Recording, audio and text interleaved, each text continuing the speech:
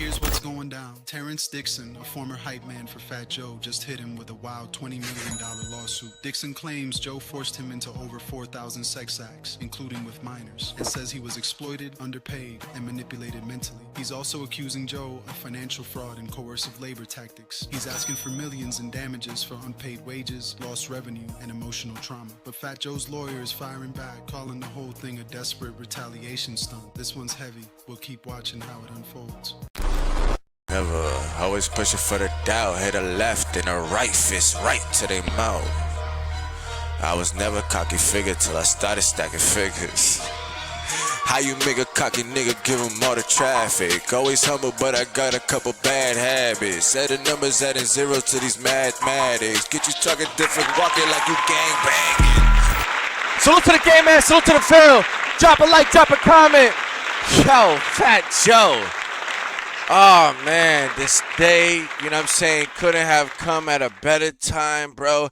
Listen, Fat Joe, you've been on some weird time, and you've been like the Puerto Rican Diddy of the Bronx, man, forever and a day. And anybody that's been in tune knows. If you know, you know. This guy has been a weirdo forever, all right? This guy has been a slob forever, all right? This guy has been a lame forever. Which you the Hulk Hogan of storytelling and hip-hop, gang. Like, you are, like, gang, seriously. Why is Jada even fucking with you? Why is Jada even fucking with you? Jada, why are you staining your name with Fat Joe? You got a lawsuit with your hype man. That's your hype man.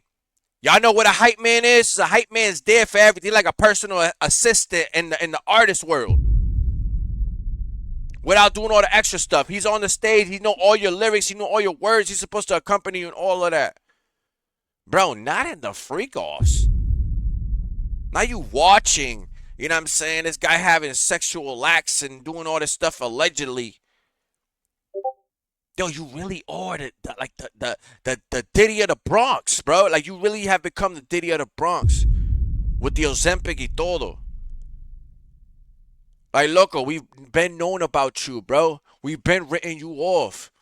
Anybody that's from that's literally from this culture for real, man, yo, we don't believe you. We don't listen to what you gotta say. There's no weight in nothing that you say, gang.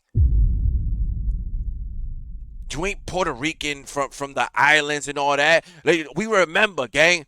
You only became Puerto Rican when Daddy Yankee came over. That's the only time you became Puerto Rican. Other than that, you were Puerto Rican from the Bronx. You were the guy riding Big Pun's coattails. If it wasn't for Big Pun, rest in peace, going away, gang, you would have never become the Fat Joe, the Cartagena that you are today, gang. I mean, you still probably would have been the weirdo, freaky weirdo, PDF allegations, like all of this stuff. You still would have been like, because you look like that type of dude, and that's the type of stuff that goes around about you in the Bronx. But because of your connections and because of who you are in the Bronx, nobody says nothing. Everybody stays mum on Fat Joe. Because he's Fat Joe. But what I've been telling y'all, all these clowns is getting exposed. This whole idea and the facades that these guys have put up for years is coming to a close. Everything has an expiration date. I call all these guys milk bodies. They going spoiled. All right, they're growing spoiled. All right, there's bacteria in these motherfuckers. The industry is not just Diddy. It's all these guys that were tied to him and were beside him. All right? All these guys, you sit there all of a sudden talking, telling a whole bunch of stories. Weren't you the same guy? You know what I'm saying? You let your mans, listen, put himself in a position to lose himself. And what happened? We lost one of the greatest legends that you could never be compared to even after death. You couldn't hold a candle to Big Pun. And then what you did with that man's family, that man left this earth. You were supposed to help him, his family out. That's obligated, Brody, because he put you on. He put you on. You ain't want to be nobody without the terror squad sitting there assisting you and giving you that putting you as the face of that shit. You wouldn't have been nobody. We don't know you for nothing but lean back. And when's the last time we heard a Fat Joe hit? You became a commentator. You became Hulk Hogan telling stories, trying to recreate narratives and trying to recreate things.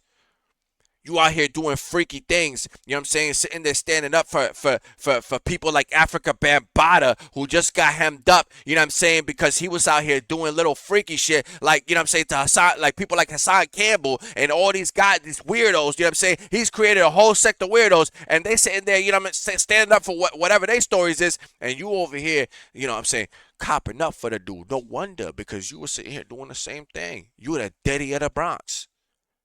You're the Diddy of the Bronx.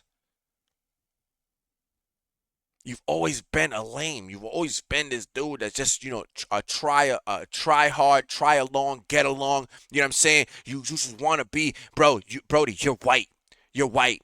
You're like the dudes that, like, we don't like you in the island. We don't like you. Like, do you understand? Like, if it wasn't for your money and the influence that you got, people in the island probably wouldn't even fuck with you. Do you understand that? You don't got a name. You don't got a name. There's no nothing. Your clout came from Daddy Yankee, gang. Your clout came from that because you latched onto that because you don't have hits. You don't have the ability to sit there and put your namesake. The same way that I put Jim Jones, gang, you were the only reason why you have the hits that you have, gang, is because you finessed your way. You finessed your way into having these things. You probably sucked a lot of dick in the industry to get your shit played on the radio. Because ain't nobody was playing Fat Joe records. We were playing the features. The features was getting played in the club. Ain't nobody trying to hear a Fat Joe verse. Ain't that funny that when you used to be in the club, bro, your songs will pop on, but your verses ain't getting played by the DJs? It's the features. It's the Chris Browns. It's the Rihanna's. All the features that you got on your shit. It's the DJ Khaled effect. Oh, that's what we know you for. You brought DJ Khaled out. God dang. And then he left your ass and he went to Florida and sat there and did his own thing. You want to talk about people that did their own? You could give that to DJ Khaled. He did his own thing. He built up his own little. But you're lame. You're lame. And it's time for the culture to pack you up. It's time for everybody to get you the fuck. Yo, Jada, run away. Move away, gang. Move away. We adding motherfuckers to the list. You're not on the list, Jada. But Fat Joe is the Cartagena, the guy that sat here, and I'm gonna let this shit play out. But I know this guy's been a weirdo. I'm telling you, gang. 4,000 acts of sex and pedophilia and all this shit, weirdo. Why would all that stuff be attached to y'all? If it's not about y'all, if it's not with y'all, why does that stuff get attached to y'all? It's not like you have, like, bro, it's not even like they, like, how do you get that attached to you? Unless you want some fuck shit. Fat Joe, this is your downfall, gang. And I'm going to be here for it. I'm going to be here for it because I know what you've done to families. I know what you've done, you know what I'm saying? How you've sat there and they've ignored, you know, Big Pun's kid, talented kid. Sounds exactly like his father when he raps. You know what I'm saying? Talented kid. You couldn't sit there and help those kids. You couldn't help. Forget the moms. You couldn't help the kids. It's because you ain't about nothing. You're being brought to a civil lawsuit not only for that, but you was sitting out here fucking trying to flip sneakers. Like, bro, come on, bro. Everything about you is lame. Everything about you is sneaky. You everything wrong with the Bronx. You everything wrong with New York. You everything wrong with the culture and the business and these culture vultures and the reason why we sit there and we have to fight conversations when you either come from any of the islands, where you Dominican, Puerto Rican, whatever the case may be. And you have to sit here and fight for your stance here because we got white boy Puerto Rican ass guys like freaking Fat Joe. Lames. That was the bro, that's mad talent out here. You see, if you watch my channel, mad talent out here. I be throwing it out there all the time. But you, Fat Joe, your days is done, brody. You don't have no ability to commentate on nothing. You are now in that weirdo pedigree, bro. You the Diddy of the Bronx. You heard? You the Diddy of the Bronx. And you need to talk about this. You like to talk about everything else. You like to sit there and tell us stories about everything else. So let's talk about your hype man, gang.